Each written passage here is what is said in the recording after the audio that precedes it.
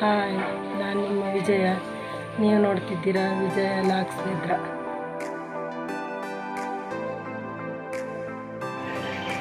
ನೋಡಿ, ನಾವಿವತ್ತು ನೀರು ದೋಸೆ ಮಾಡುವ.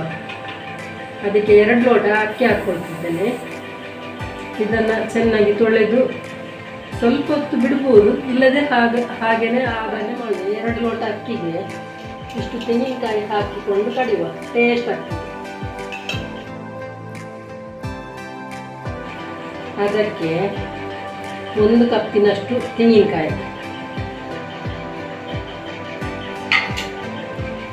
ಸ್ವಲ್ಪ ಹುಣಸೆಹುಳಿ, 1 ಬೆಳ್ಳುಳ್ಳಿ,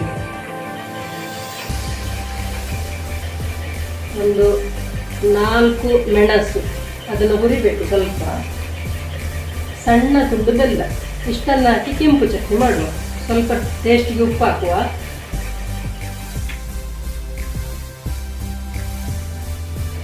ಒಂದು ಕಾಯಿ ಹಾಲು, ಅಂದರೆ ಸಿಹಿ ಕಾಯಿ ಹಾಲು.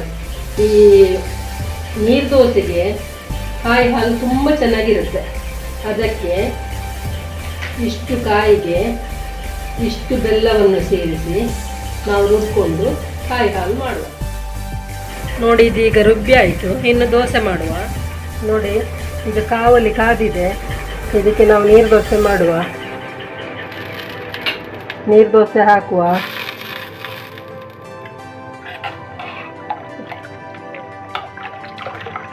ನೋಡಿ, ಇಷ್ಟು ತೆಳು ಇದ್ರೆ ಸಾಕು.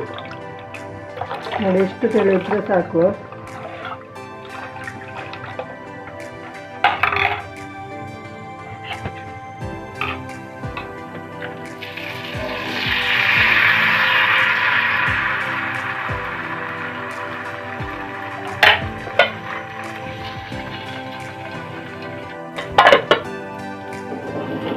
ನೋಡಿ, ತೆಗೆಯುವ.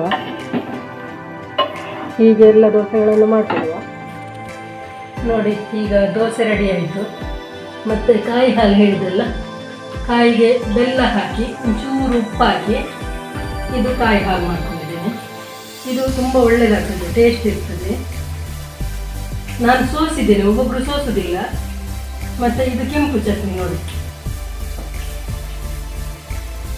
ದಿಢೀರಿಂದ ಯಾರಾದರೂ ನೆಂಟರು ಬರ್ತಾರೆ, ಅವರಿಗೆ ಸ್ಪೆಷಲ್ ಎಂತ ಮಾಡೋದು ಅಂತ ನಮಗೆ ಆಗೋದಿಲ್ಲ. ಆಗ ದಪ್ಪ ಹೋಗಿ ಸ್ವಲ್ಪ ಅಕ್ಕಿ ಹಾಕಿ, ಅಂದರೆ ಒಂದು ಅರ್ಧ ಗಂಟೆ ನೆನೆದ್ರೆ ಸಾಕಾಗ್ತದೆ. ಒಂದು ಅರ್ಧ ಗಂಟೆ ನೆನೆಸಿ ಅಕ್ಕಿ ಹಾಕಿ ಕಾಯಿ ಚಟ್ನಿ ಹಾಲು ಎಲ್ಲ ದಪ್ಪ ಮಾಡ್ಬೋದು ನಮಗೆ.